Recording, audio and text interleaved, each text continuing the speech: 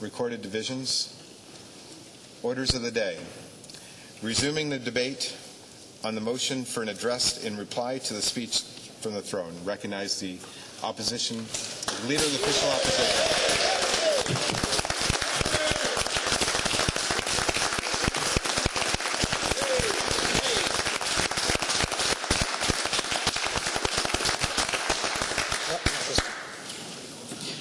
Merci beaucoup, Monsieur le Président. Thank you, Mr. Speaker. It's more of an honor for me to rise in this House today and continue the debate on the speech from the throne. And certainly, Mr. Speaker, as we start, we are saddened by the news of another tragic incident of violence down in the United States in California, San Bernardino, California. So our condolences do go out to the friends and families that have lost loved ones or been injured. But, Mr. Speaker, again, back to the debate on the throne, speech from the throne. Yesterday, Her Honour read it with a great deal of poise and dignity. I am afraid that it was a speech of contradictions, and there are many times the statements of the government over the last year have been so very diametrically opposed to the reality of the actions they have taken here in New Brunswick. They have said one thing and done another. It's an honor for me to rise today and to continue the debate on the speech from the throne. Her Honour read it with a great deal of poise and dignity, but I believe it was a speech full of contradictions, where many times all statements by the government over the last year were diametrically opposed to the reality of the actions taken here in New Brunswick. Reply, Mr. Speaker, let me just say how proud and thankful I am to be able to represent the riding of Riverview. As their MLA, I've been elected MLA for 4 terms, so this is my 13th year as their MLA. I certainly appreciate the support of my staff in the riding, and I appreciate the support of my riding president, Mike Bushell, and many of my friends and family who have helped year after year and election after election. I know everyone here has family, and certainly extended family. I want to express my thanks to my family for all the support they've given me, especially my wife Nancy and our 3 adult children, Lauren, Lucas, and Jenna.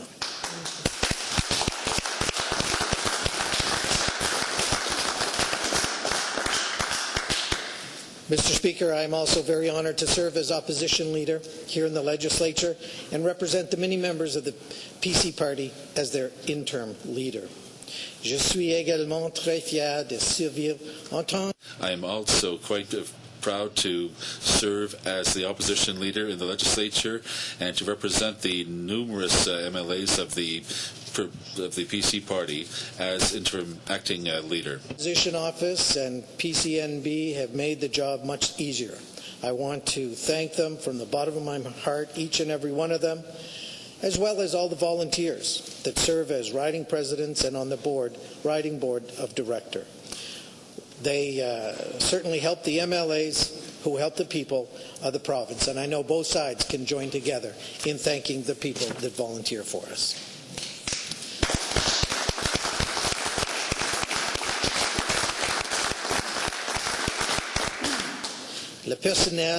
The staff at the Opposition Bureau and at PCNB make the job much easier. I would like to thank all of them, as well as the volunteers who serve as riding presidents and on riding board of directors. They help the MLAs who help the people and the province. The MLAs as well. When we run for office, people don't always know what they're getting into. We talk to people that may be MLAs or party organizers, and they say, why don't you run for office? What's the worst that could happen? Mr. Speaker, you never know what team you're going to end up with after the election, but I know that on this side of the House, and I know on the other side of the House, we have very hard-working individuals that are willing to help those in need. But I am certainly proud to represent each and every one of the people on this side in this party, and I know they are a dedicated group of women and men.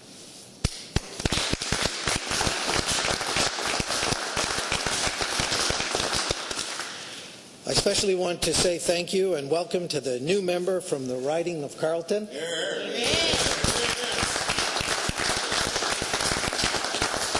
He won his seat in a hotly contested election and won by almost 1,000 votes over his Liberal counterpart. Now, this is the second by-election that we've won in the first year of the Gallant government mandate, so I guess I'm 2 for 2 as a leader, but I know we're trending in the right direction. Now, I do want to point out that I would like to assign the critical role of the member from Carleton for legislative officers, agencies, boards and commissions, and electoral reform. Good luck in your role as critic.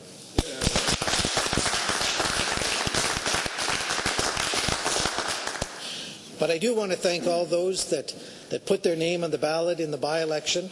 And it was also during the time of the federal election, and it was an interesting campaign. Certainly in New Brunswick, there were many people that worked very, very hard for their constituents that were not returned to Parliament, such as Bernard Valcourt, Keith Ashfield, Tilly O'Neill-Gordon, Rob Moore, John Williamson, Rodney Weston, and Robert Gauguin.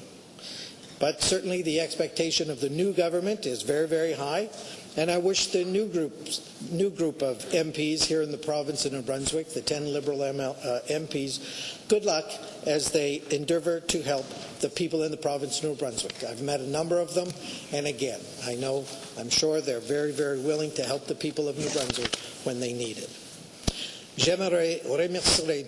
I would like to thank all those who ran as candidates in the by-election, but also during the federal election. It was an interesting campaign, and many MPs who worked very hard for their constituents were not returned to Parliament, such as Bernard Valcourt, Keith Ashfield, Tilly O'Neill-Gordon, John Williamson, Rodney Weston, and Robert Gauguin. The expectations are high for this new government, and I wish good luck to all the new MPs as they do their best to help the people of New Brunswick.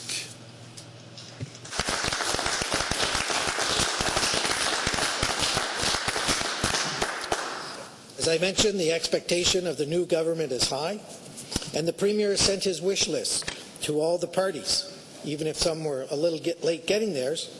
And the expectation is all these requests that have sent to the Liberal government will be fulfilled in very, very short order. And Mr. Speaker, we wish to concur with the Premier on some things in his speech. Let me be clear on that. In his speech from the throne, we want to occur especially from the middle of page 1 and to the middle of page 6, which includes condolences, recognitions, and congratulations.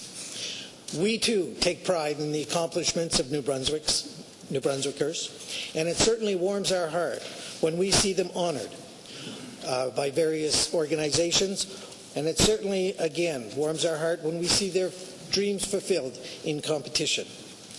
We, along with the other side, also mourn when well-known people pass away or people who have contributed to our province are no longer with us.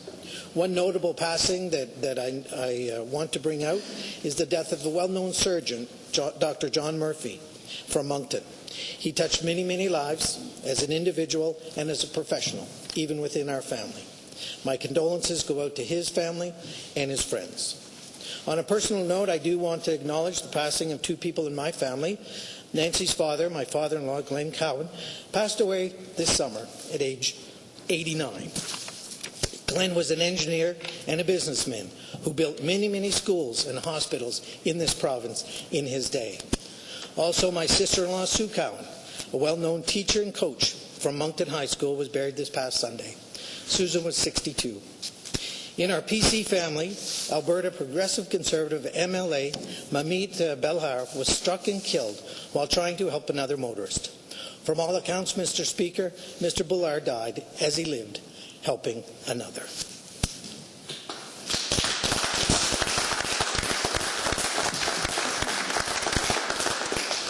Mr. Speaker, one event that I'd like to make note that was not already mentioned in the speech was from the throne, and was the inaugural Riverview Sports Wall of Fame.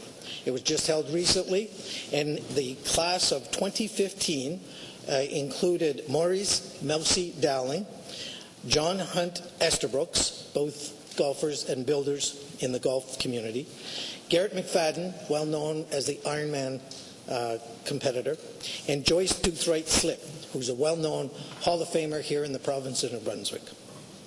The Wall of Fame, which again is new to the town of Riverview, will be located in the Byron Dobson Arena as you enter the main floor and turn right. And I include all those people that enter the arena this year to check out the new inaugural Sports Wall of Fame. Congratulations should also go to Mike Miller for winning a Grey Cup ring with the Edmonton Eskimos last Sunday. Mike is from Riverview. He's an RHS grad, and his parents, Lisa and Bob, are very proud of their son. Félicitations à Mike. Congratulations to Mike Miller for having won a Grey Cup ring with the Edmonton Eskimos last Sunday. Mike is from Riverview. He's an RHS grad, and his parents, Lise and Bob, are very proud of their son. Sure, there might be some Edmonton Eskimo fans in the crowd here today that would appreciate that. If not, I'm sure they're all Montreal fans and don't watch football. No. Mr. Speaker, when it comes to some of the successes in Riverview, there are many when it comes to businesses and jobs, but I do want to highlight two here today because they are of significant interest to me. RT-Tech Software is a company well known in the province. It is located in Moncton, but the CEO, Pablo Archiron, comes from Riverview. RT-Tech develops solutions to help manufacturers improve their asset availability, asset utilization, and utilities consumption, giving the companies data in real time to help the companies increase their production and reduce costs. Their awards in this year, 2015, continue to grow. RT-Tech was named one of Canada's top 20 startups by the Canadian Innovation Exchange. RT-Tech won the BDC Innovation Award, won Atlantic Canada's Startup Canada Award for what? You guessed it, innovation. Frost & Sullivan Customer Value Leadership Award in the 2015 Excellence in Best Practice Awards. There were two awards that came from the Greater Moncton Chamber of Commerce Gala that I attended, one for innovation and the other for emerging businesses. It's interesting, even though Pablo and I have lived in Riverview for a number of years, the first time I met him was at a trade mission in Brazil, sponsored by the Department of Economic Development in 2013. We wish Pablo and RT-Tech the most success here in the province of New Brunswick.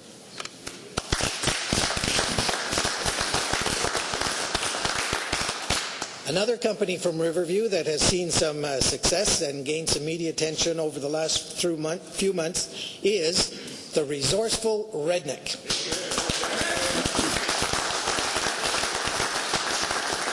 Yes, you heard that right, Mr. Speaker. The Resourceful Redneck is a company that's committed to providing consumers with high-quality products that will save time and money and give you a real edge when you enjoy a variety of outdoor activities. It specializes in sales and distribution of apparel, hunting accessories, knives, and tools. Resourceful Redneck products can be purchased in stores and online. It also has created a community of social network of like-minded people.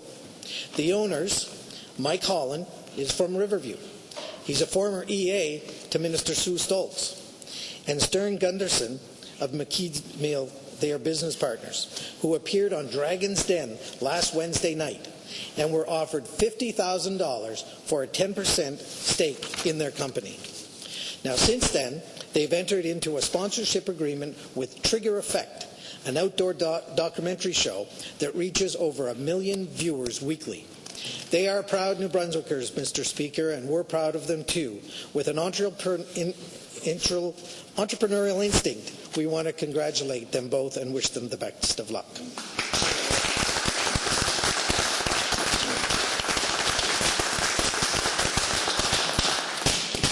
Since we are in the legislature last, I attended a number of very interesting events, and one that touched my heart again was the ceremony in Moncton on June 7th, unveiling the new memorial honoring the dedication and courage of our 3 Mounties that were killed in the city a year and a half ago.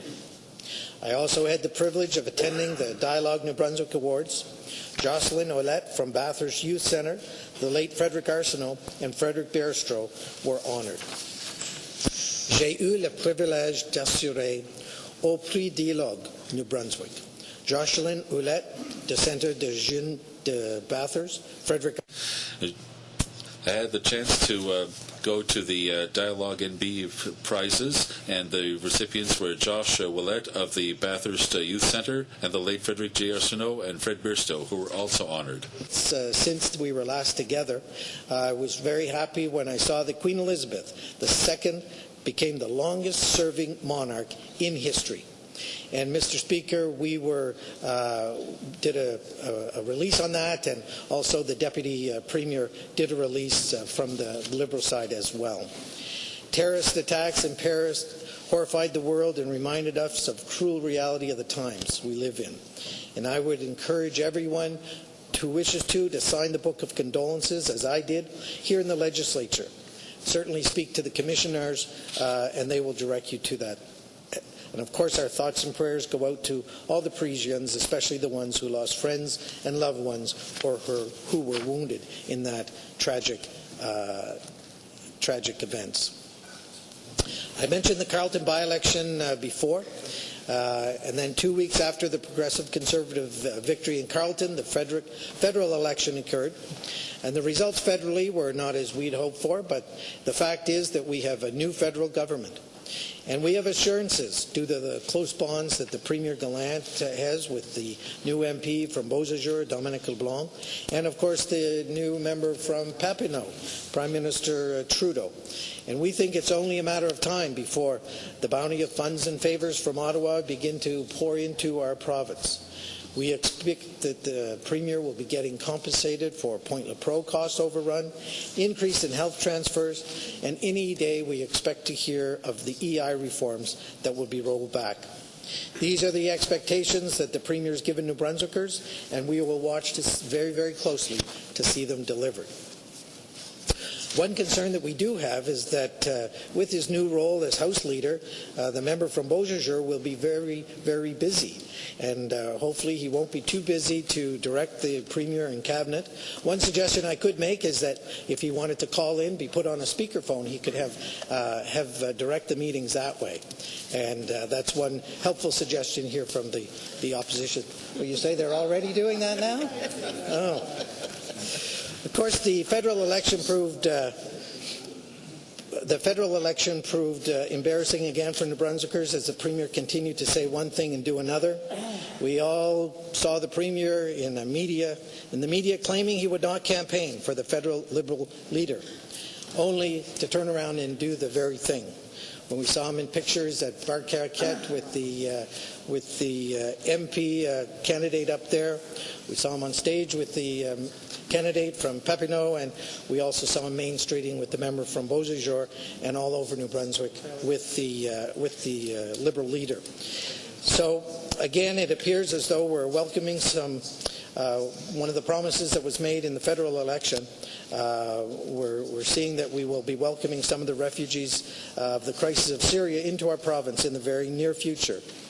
There has been a great deal of discussion and a little concern over the latest global refugee emergency, to say the least. And again, partly of this was that announcements were made without providing the details that people were looking for. Now, that uncertainty has become a bit of a hallmark for the Gallant government, and we'll need to look no further than the seniors asset grab that we talked about yesterday and how that episode has played out so far due to lack of information at the time of announcements. Uncertainty has caused so much worry and stress that it just could have been avoided by delaying the announcement or providing the details at the time of the announcement. But now that the refugees are on their way, I hope everyone in New Brunswick will join together to show them who we are and what we are all about. I firmly believe that when the people from Syria arrive, they will be greeted with kindness, caring, and a great deal of compassion. because this is who we are and this is what we will do.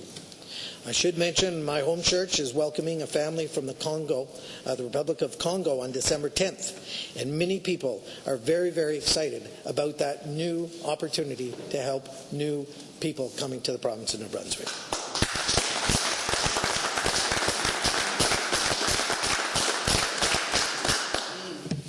We'll be welcoming 25,000 people to Canada over the next year, maybe more. And it was interesting, unfortunately, when the terrorist action in Paris certainly did nothing to change the refugee crisis, but it only served to elevate the fears as villains once again stepped into the spotlight.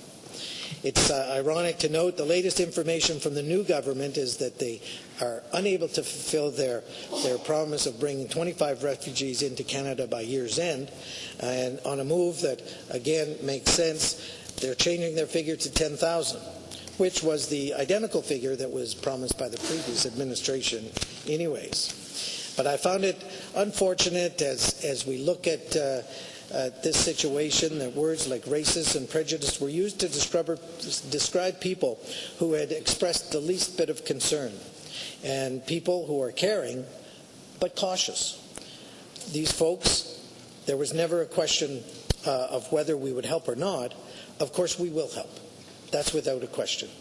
But it is how it is done in guaranteeing the safety and the security of our nation was the issue. And a Facebook post really feeling of many people when we said we lock our doors at night, not because we hate the people outside, but because we love the people inside. New Brunswickers are good people. New Brunswickers are the best. I could spend the rest of this speech showing reasons and examples of how good people in New Brunswick are welcoming and open. They do their best to be understanding, and they're forgiving to a fault. And certainly that is an advantage for this government and certainly some of his counterparts. But here in opposition, we want to help where we can. So therefore, I'm appointing a new critic role called Refugee Transition Critic. And that's going to be served by Brian McDonald.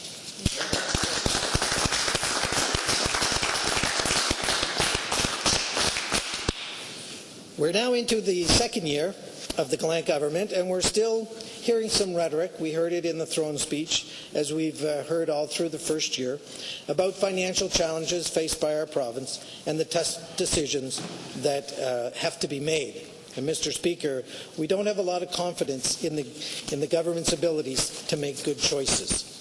Thus far, we have witnessed are worsening financial challenges created by this government.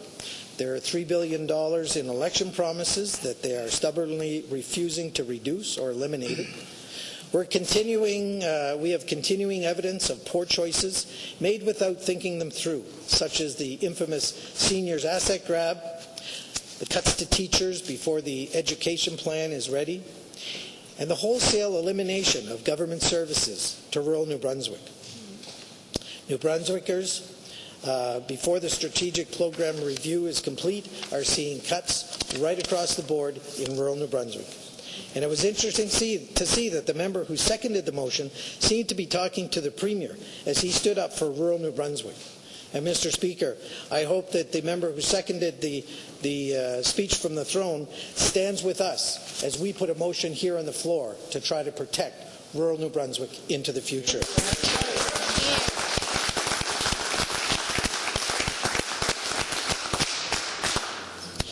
Now, Mr. Speaker, last Friday, I believe it is, when the Minister of Strategic Plan Review opened up, he gave his shopping list and said that the Tories didn't address the financial crises here in the province of New Brunswick, which, again, the figures say different. Mr. Speaker, let's review a little bit. Let's go back in time and just see what the reality is in history.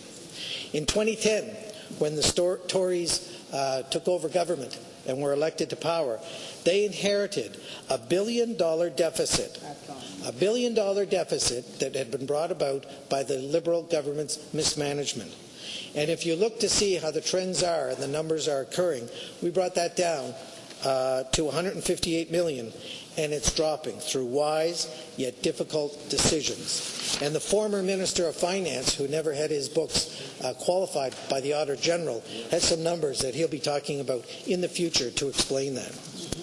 Progressive Conservatives know that we cannot spend beyond our means, but we also know that we can't tax beyond our means as well. This government is doing both. They're spending beyond their means, and they're going to tax beyond their means as well.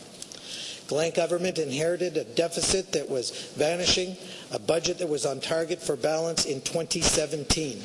They inherited jobs and economic numbers that were getting progressively better, that were on a good trend. Mr. Speaker, in 14 months since being elected, thanks to the $3 billion of election promises, a $150 million slush fund, New Brunswick once again has fallen victim to Liberal incompetence, and our debt and deficit figures are going in the wrong direction again. A Liberal direction once again. Our job numbers and our economy have been stalled, and even more concerning was a couple of months ago, Stats Canada showed that a significant amount of people have left the province in order to search for their fame and fortune outside the province of New Brunswick. And that's very, very concerning. Mr. Speaker, one of the reasons we think that is happening is that everyday New Brunswickers are being gouged through what has become referred to as the constant nickel and diming of the population, through cuts, through closures, and one fee increase after another. We've seen it. We've seen the proof. It is the reality here in the province of New Brunswick. Just for example, the latest offense, the taxes on used vehicles, should prove to be an ongoing issue for the duration of the Gallant government's mandate unless they reverse it. Mr. Speaker, HST on Red Book value is a phantom tax. It's a phantom tax because car's worth is what people pay for it. It shouldn't look at an arbitrary Red Book value. A car is worth what it's worth when it's bought at auction or it's an agreement between two arm's-length people. That's the value. That's where the tax should be put.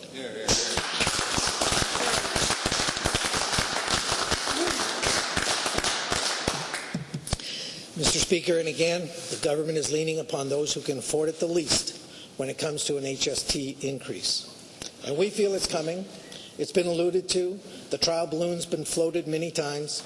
The HST increase will hurt those people that can afford it the least, the most. It would seem that the government has implemented a strategy of squeezing every last drop from the low-income taxpayers with these smaller ticket items before clobbering everyone in the province of New Brunswick with a big HST increase. An HST increase that's not needed, Mr. Speaker.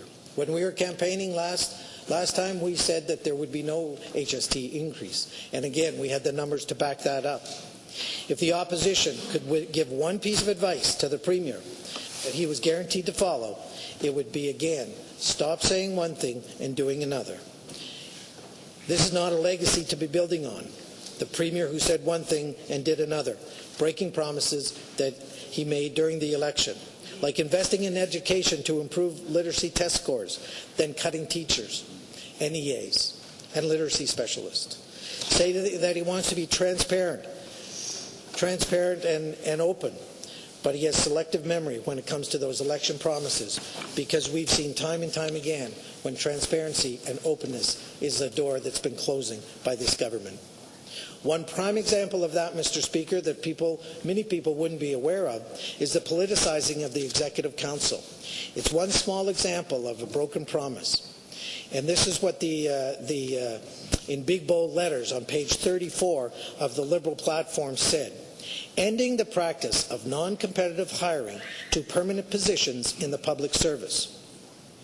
Yet, that's what was said, that was what was promised in the platform, but what did the Liberal government do?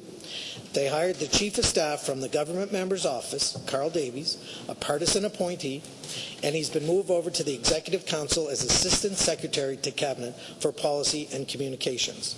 A permanent position which was not advertised, not open to competition, and it went to a Liberal partisan. Again, the Gallant government is saying one thing and doing another. We really remember very well the mean and heavy-handed way the Premier treated public servants that he viewed as political when he took over office.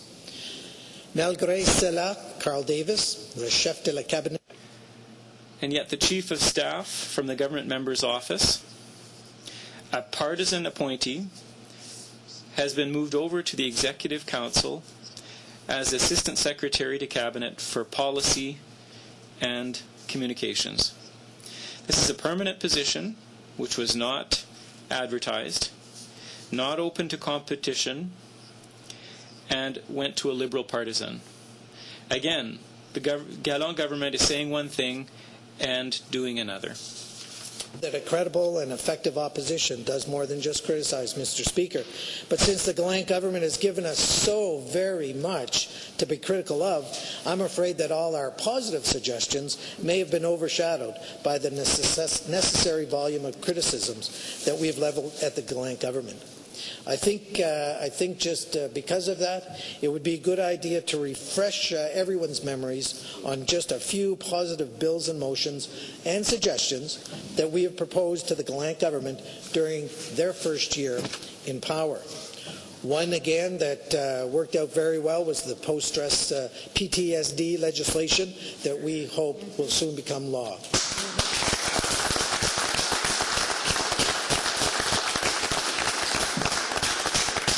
And our member put that forward and fought for it and saw it through law amendments. And again, we're hoping that that will become law and help those that need the help when it comes to PTSD. We put forward the idea for drinking and driving ignition interlock to protect the public. And we are waiting, as the Minister from Public Safety promised, quote unquote, something even better, guaranteed by the Deputy Premier. Awesome. So hopefully we'll see that legislation here in the fall sitting, as it was suggested by the government. Also, we told the government very, very clearly on a number of different occasions that it should get its 10-year education plan together before going ahead with cuts to teachers, before going ahead with school closures. And again, when you put a 10-year plan in place, but you're doing actions before you have the plan in place, again, it's like taking a diagnostic remedy without making sure that you've done the research beforehand. And again, one very, very helpful suggestion that we've put forward time and again is calling for a forensic audit of the ATCON file. Yep. That's right. Mr. Speaker, once again, if there's nothing untowards of the former Liberal ministers that are now sitting around the cabinet table, why would the Premier be afraid of doing that unless he had something terrible to hide? Mr. Speaker, we also said it very loud and clear, the retention of the tuition rebate should be reversed. We had students in the gallery here yesterday saying the same thing. We also talked about the protection of our cables ferry service, and we also had a good motion on tax credits for alternate energy sources for New Brunswick homes during power outage. And as winter approaches, as storms approach, we don't know exactly what kind of precipitation will occur, but again, one thing we can be assured of, there probably will be more power outages in the upcoming winter. Nothing against NB Power, but it's just a fact of the reality. As winters hit us, there are outages of power.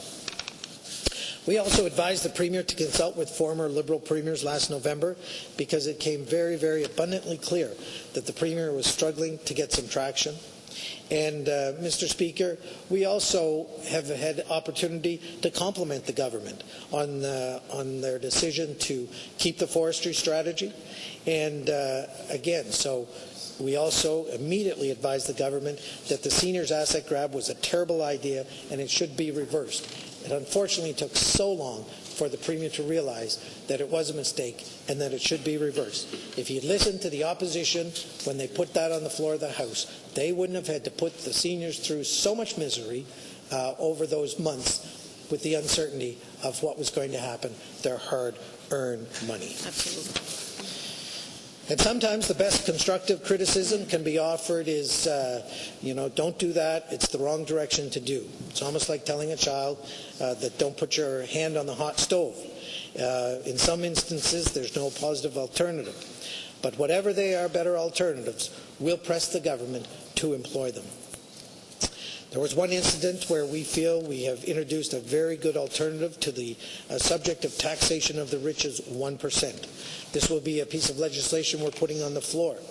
This group was targeted by the Gallant government in their first budget, and his federal mentor, now the Prime Minister Trudeau, has also targeted that rich's 1% for an increase of taxation. The result of this 1-2 punch in that particular tax bracket will mean that higher income New Brunswickers will have punishingly higher taxes than any other province right across the Federation. Mr. Speaker, that's going to lead to more difficulty in attracting physicians, more difficulty in having executives be attracted to this province, more difficult having innovators continue to work here in the province of New Brunswick, and more difficult for entrepreneurs who are successful to be able to stay in this province. Mr. Speaker, we know they can do the math. We know the high-income folks can do the math as well. And it's very easy for them to say, I'll live in Amherst and work in New Brunswick because it will save me tens of thousands of dollars. So, Mr. Speaker, when we look at that idea, the suggestion that perhaps they would step aside or back away from their increase, as it were, to allow the federal government to come in and harvest that greater tax revenue, that would be at the expense of New Brunswick taxpayers, indicating once again that the government didn't think the thing through entirely. We suggest that the Premier uses his relationship with the Prime Minister, and more particularly the government House Leader and the Premier's campaign co-chair, but to press for an abatement arrangement. Abatement arrangements of the taxes federally from the highest income earners here in the province of New Brunswick. Surely, between the Prime Minister, the House Leader, and the Premier, they could come up with some type of an abatement program similar to the ones that are enjoyed in Quebec. Quebec has a number of tax abatements from the federal government that they manage in their own province. And again, this is one of the very positive suggestions where we say to the feds, no, if anyone's going to collect tax and benefit from it, it should be the people in New Brunswick. But again, we feel hitting the high-income earners with a double whammy is going to be a detriment to moving the province forward for the jobs and the economy here in the province of New Brunswick. On the subject of tax, it's also troubling to hear that the Premier talks about supporting a tax credit, a carbon tax. It reminds us of that well-known cliche, he never met a tax he didn't like.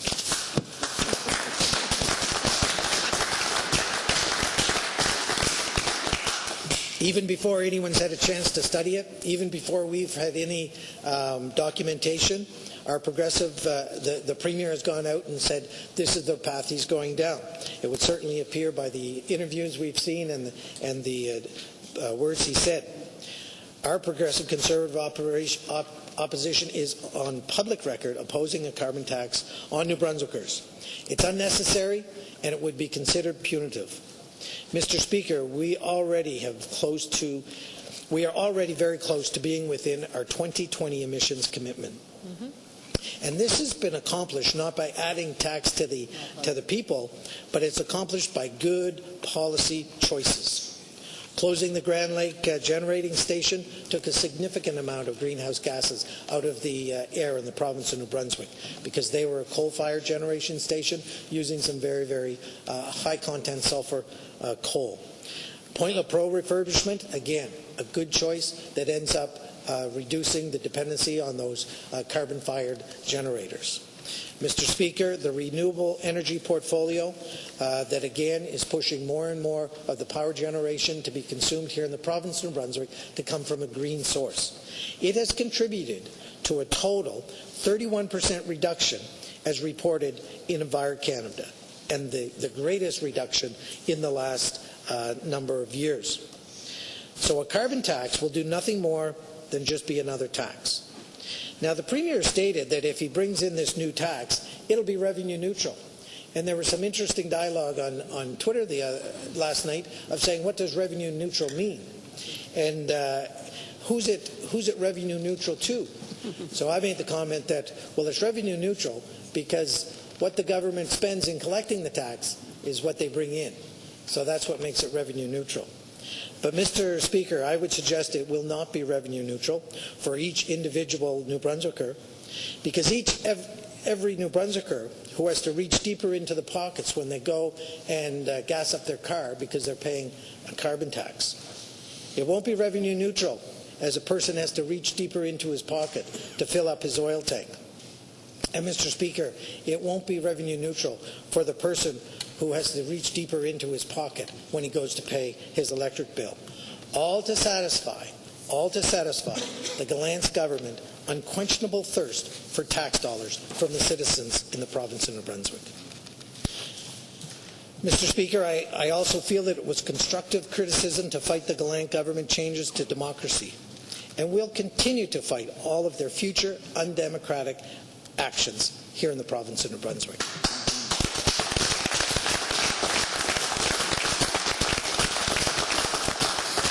Now, Mr. Speaker, the general public may not be attuned to some of the nuances of changing some of the rules in this House, some of the rules of the committee work, but those of us that have been around for a while and have seen these changes to committee work, the changes of rules in the House, see it that it is a significant change, a significant divergence from, again, having a government that's using their majority to ram through rules that enhances their majority and diminishes the voice of the opposition. And as my friend, the now Senator Mockler, used to say, you will not muzzle the opposition.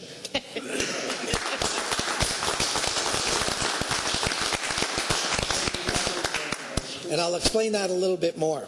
Mr. Speaker, last December, the Liberals drove through legislation rule change designed to strengthen their hand and protect their slim majority at the expense of democracy.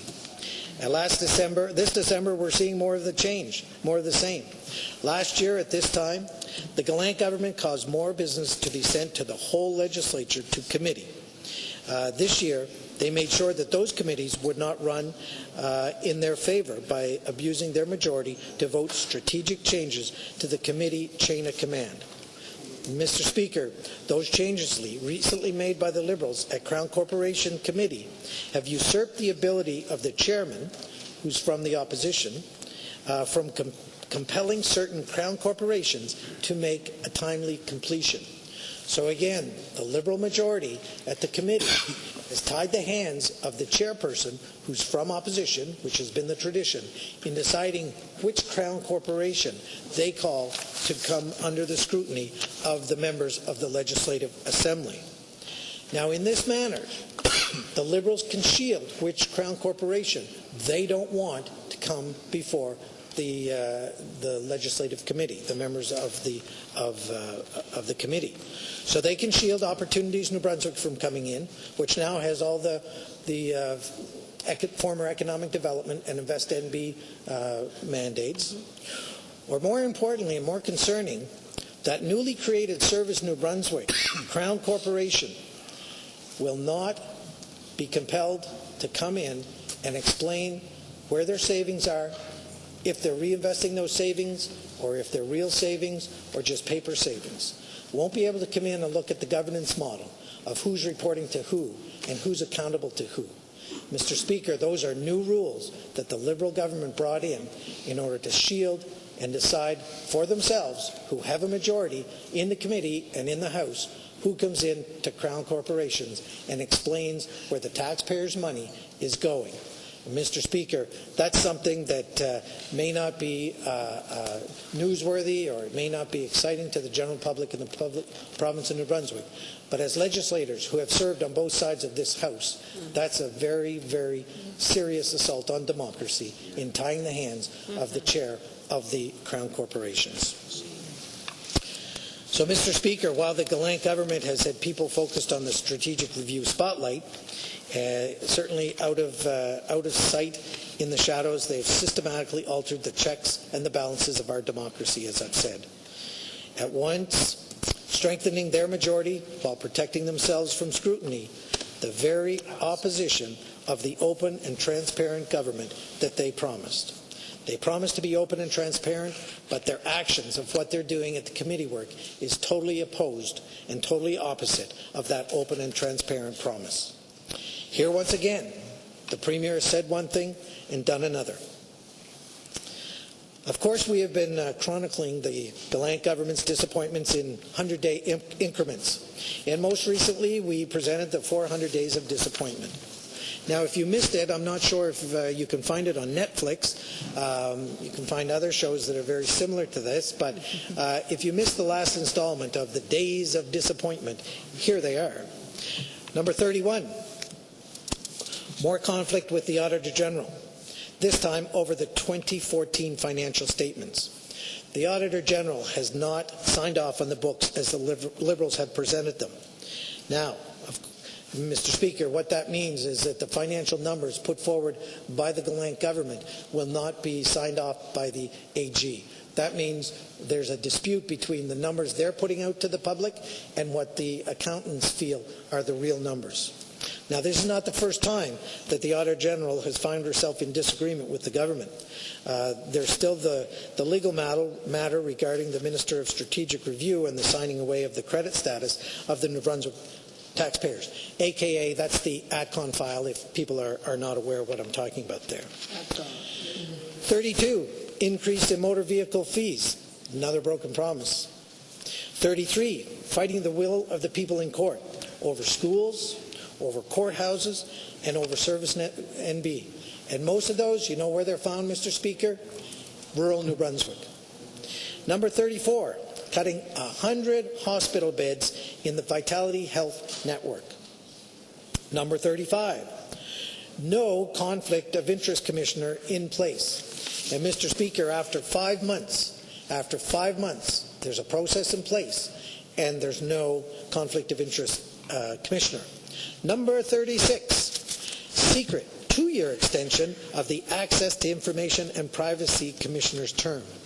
Once again, we have the Minister of Tourism here in the House when he was in opposition, confirming with our Minister of the time that this would be a 5-year appointment, and a 5-year appointment it was.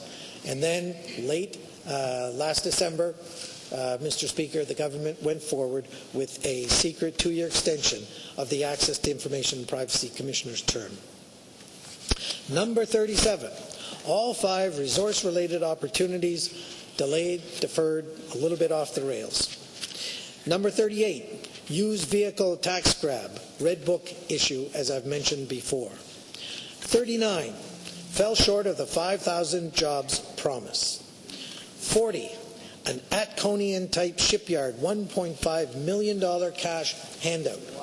The location of the photo op with the MP candidate from the area. 41, language commissioner debacle. 42, flagrant use of taxpayers' resources in the Carleton by-election. 43, delaying economic development announcements until the federal election. 44, Premier's weeks of traveling the country, building his image while New Brunswickers suffer. Although we have noted that when he is out of the provinces, there are not as many poor choices being made here in the province. 45, cancellation of medical professionals internship program in Horizon Health. Of course, Mr. Speaker, there were many more, but these are the most disappointing.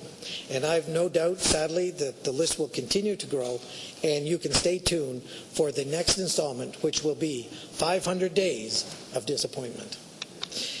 By the way, Mr. Speaker, the people are now invited to visit the PCNB poll at our website, and they can vote for the most disliked disappointment of the Gallant government, if they so choose. Now, I attended an interesting session this week evaluating the federal election and the issues and the outcomes. It was very, very similar to our provincial election in 2014, where jobs and the economy were cited as the #1 concern by people who were asked. And Mr. Speaker, jobs and economy continue to top the list of concerns of New Brunswickers, and that is for very, very good reason. We've not seen a real sustainable job growth here in the province, and we have had a record population decline, which is very, very concerning, along with that increased out-migration.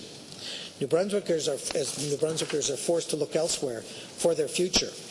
And we're very familiar with the Premier's broken promise of a plan to create 5,000 jobs in 1 year.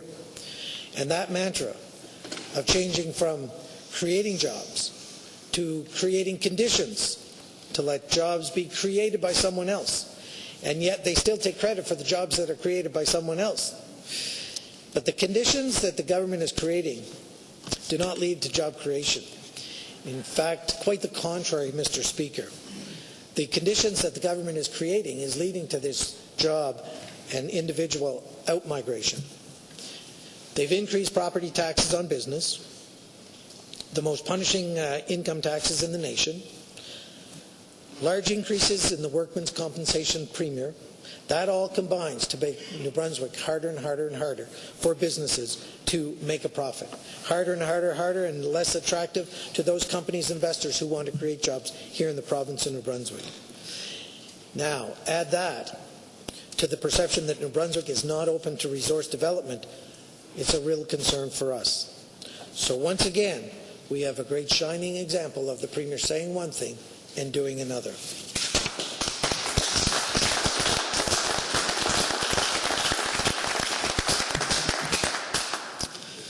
The Premier said he had a plan. Now it seems that plan is on reset. And only if we could reset, Mr. Speaker. Mr. Speaker, looking back at the 2014 election, one thing was clear. New Brunswick was poised on significant growth in our natural resource sector.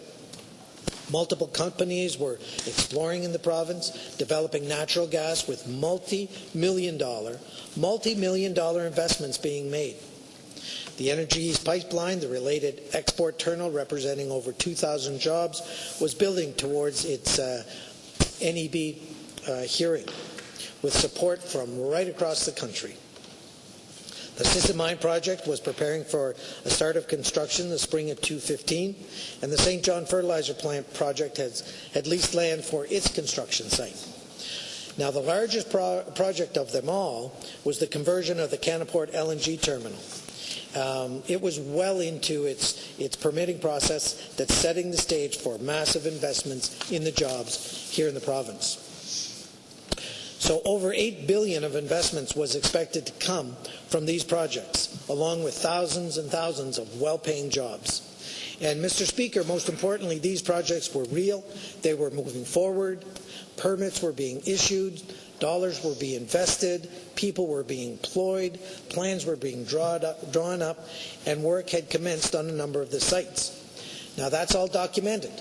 It's documented in our election platform in 2014, and it's also documented in a study that we had commissioned to David Campbell back in June of 2014, before the election. David Campbell is now working for the government, and he probably has an old copy of that report that was put in place before the election. Now, a year later, let's look and see what has transpired. A lot of it is in a little bit of tatters, thanks to what we only describe as political pandering or incompetent management by the Liberal government. They've been dithering and dragging their feet on moving some of these projects forward. You know, New Brunswick's natural gas industry is back to being represented by a small handful of small producers with no opportunity for growth.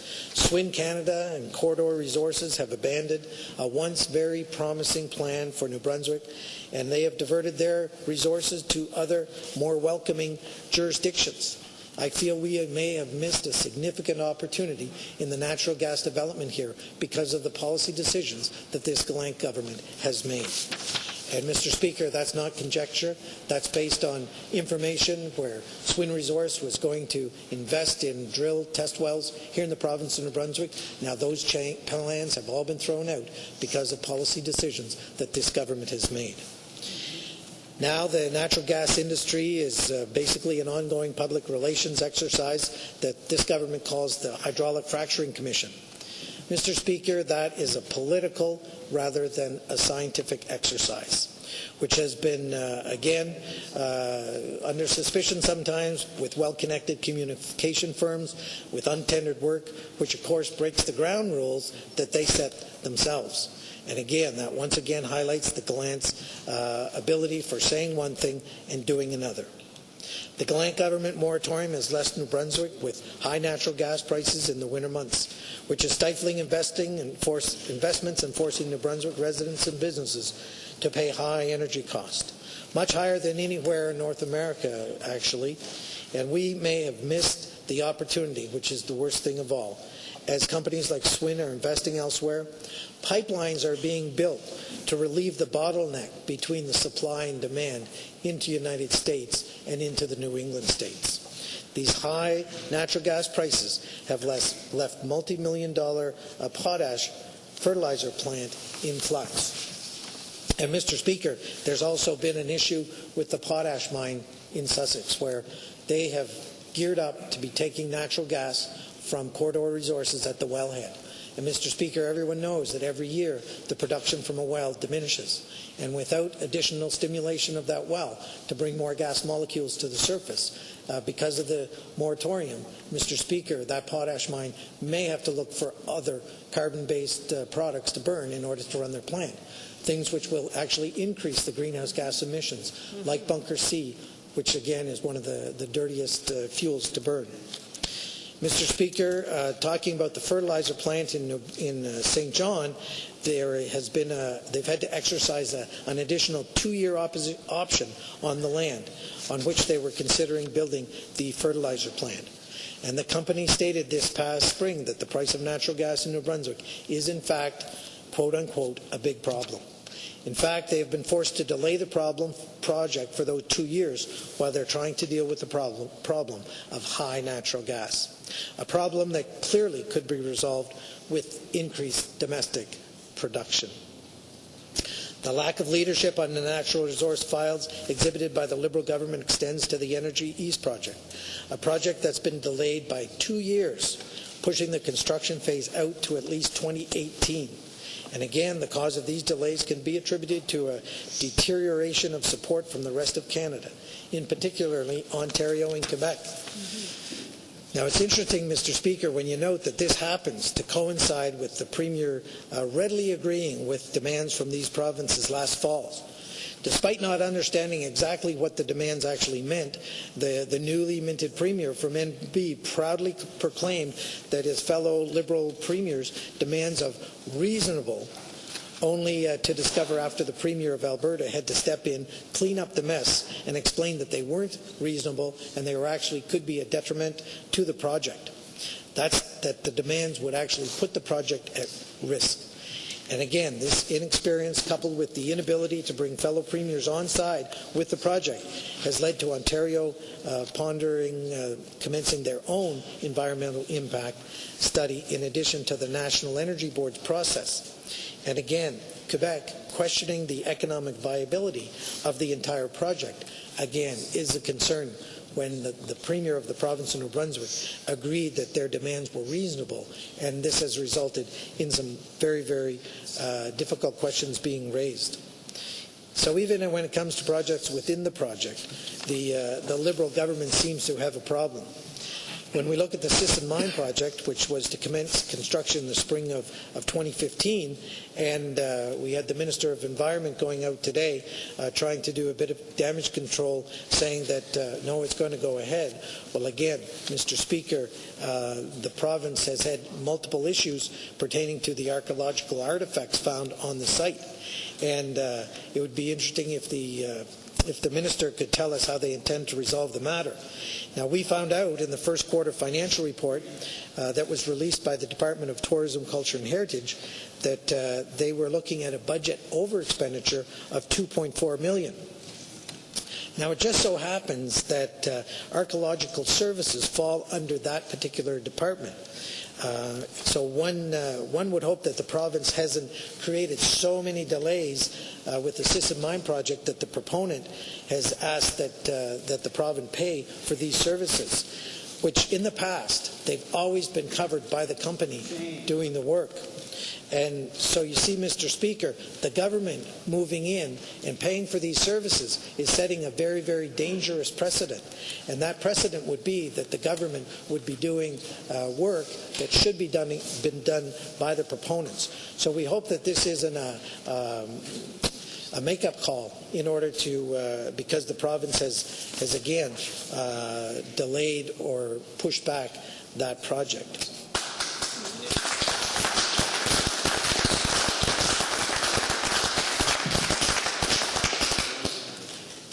So we see that 4 out of the 5 projects have either been delayed with uncertainty under the Liberals. Now, the one project, again, that doesn't fall into either of these categories is the Canaport LNG terminal conversion.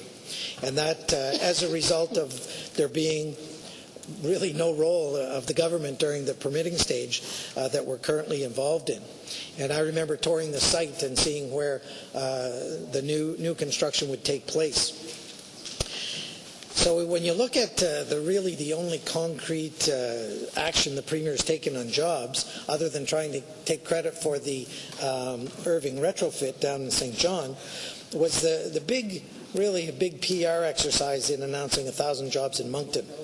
Now, these jobs won't even appear until the end of next year.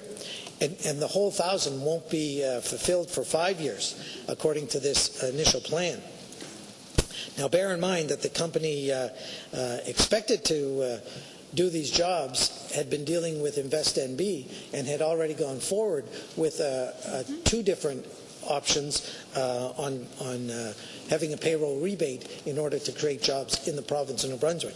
Interesting, that was never mentioned during the project. And when we look at the some of the costs of the jobs, when we were doing that, the jobs were at about $8,000 per job. And when we look at the arrangement that the Gallant government has made on this, it's basically costing the province, they've signed on to $20,000 per jobs. So when you look at, again, that has set the bar for other companies coming in and saying, well, if you gave them $20,000 per job, we want $20,000 per job as well. So trying to manage the results and not just throwing money at these jobs. And what happens when a company expands like that and they look for expertise? Where do they go to find it? Well, sometimes they go to private sector and entice those people over. And if they have too high of a subsidy from the government, they in fact are at a disadvantage, the private enterprises that are competing against this government subsidized jobs. So it is a concern that in order to try and get some results, the Gallant government has thrown in a substantial amount of money. Now, we wish the best for BMM and the people that are hired there, because they were clients of InvestNB when we were there, and I met the New Brunswick CEO and really good individual trying to move his company forward and trying to do well for the province of New Brunswick. But, we're going to ask a few questions in the coming days related to this, because the timing of the announcement, we feel it was geared to further, again, the federal Liberal fortunes to the whole agreement itself. I happened to attend the event, and it did look more like a Liberal pep rally than anything else. But I did go and I asked some of the people from BMM, look, I'm sure every MLA has people coming into their office saying, can you find jobs? Do you know who's hiring? So I asked them, look, there's a couple of resumes. Can I forward them to you? You can look at them and see if they're the type of fit that you're looking for. And I was told, well, we don't have any positions right now. And I guess my poker face gave me away, because we just seen a presentation that said there's going to be 1,000 jobs created. The Premier was there and the ministers were there. But the fact is, when they don't even start till 2016, why are you there announcing them during a federal campaign? Why not wait till the jobs are created or eminently being created, so you don't raise the expectation of the people that are out there looking for jobs? Because they would be disappointed that these 1,000 jobs aren't occurring during the federal election. They're only occurring well into the future. So, Mr. Speaker, we hope that again, the communications and the media realize that once you make that announcement, you can't make it over and over and over again. So every year, if they start making announcements on those thousands of jobs, they're going to be called on that, I'm sure.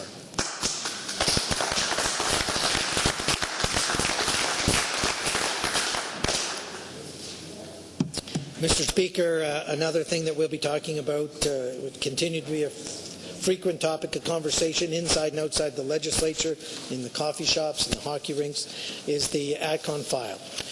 It's continually cited as, again, a very disappointing choice of the Premier, that his inactions now have become very, very mired in the muck of the ATCON quagmire. It's his own fault because we gave him every opportunity to refer the matter to the RCMP. We put the matter here in the House of the Legislature where the Premier could have, again, cleared any suspicion against any of his members that are now sitting around the table. And, Mr. Speaker, he could have allowed the AG, Auditor General, to go forward with a forensic audit to see where the money went. And if there is any suspicion that surrounds some of the members that are now sitting at the Cabinet table that we've dubbed the named ATCON 6, it looks like the Premier himself has now become ATCON, the 7th of the ATCON gang.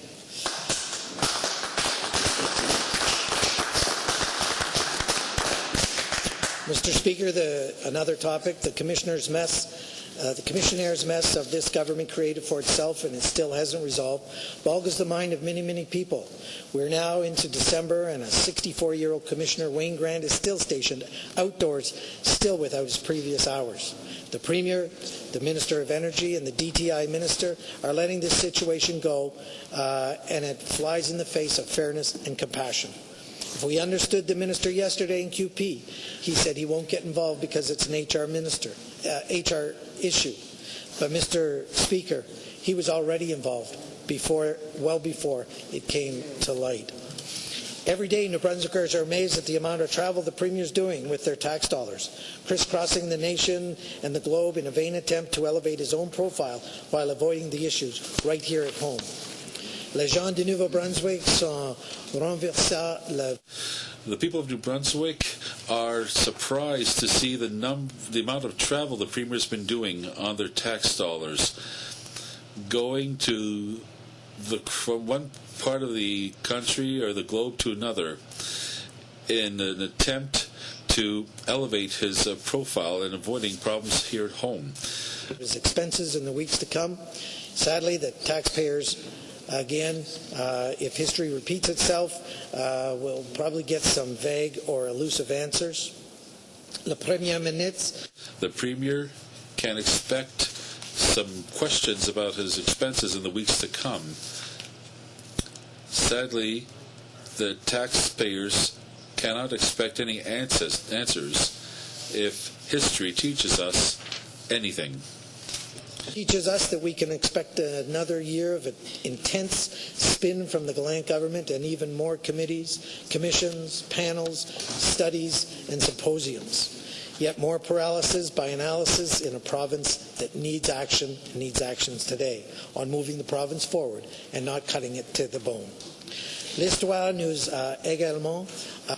History also teaches us that we can expect another year of intensive spin from the Gallant government and even more committees, commissions, panels, studies, and symposiums.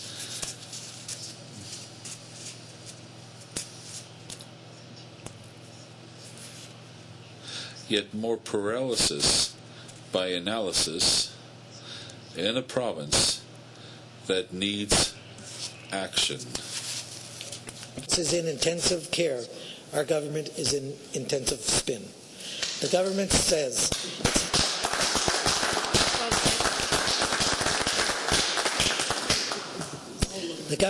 its 10-year education plan will be released in July. But already we've had teachers' cuts, school closures, and the threat of another close to $100 million cut to education. Here in a province where the Premier says we need to increase our literacy score, we need to increase the support to our students, yet he continues to cut education even before the 10-year plan has been done. So the 10-year education plan seems like another exercise just to get the hard questions away from the Premier.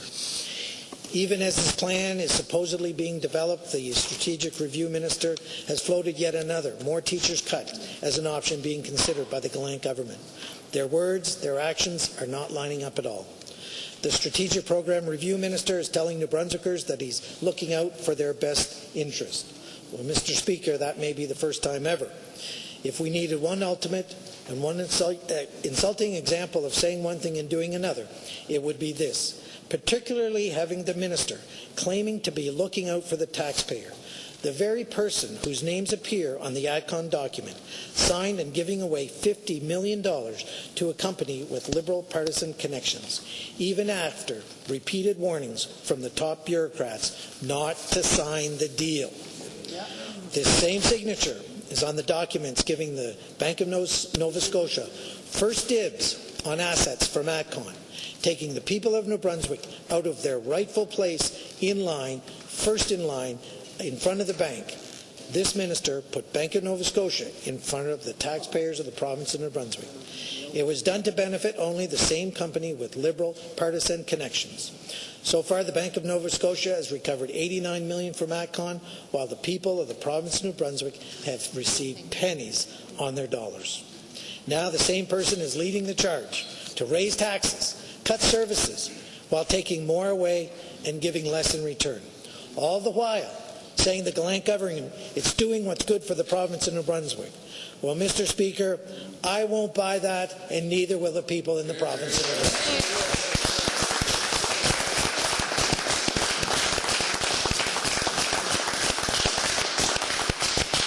Mr. Speaker, I'll tell you what the people of the province can be assured of. Her Majesty's loyal opposition will continue to listen to you, even as the government does not. It matters not if the issue is personal, local, regional, or provincial. We will listen. Les gens de Nouveau. The people of New Brunswick can be assured of this. Her Majesty's loyal opposition will continue to listen to you, even as the government does not. It matters not if the issue is personal, local, regional, or provincial. We will listen. Mr. Speaker. Words I'm sure most people are glad to hear. In conclusion, we will hold the government to account. We have done this in the last year, and we will continue to do it. We've been rough on the Premier and the Cabinet and the members, yes. And we will continue to be rough if it's called for. It's no more than what they deserve for the way that the Premier and the Cabinet have treated everyday New Brunswickers. We will continue to be credible. We will continue to be effective. We will continue to be in the face of the government and hold them their feet to the fire when they are not credible and when they are not effective. That's the pledge of the opposition, Mr. Speaker. That's what you can count on. Merci beaucoup. Thank you very much. Thank you.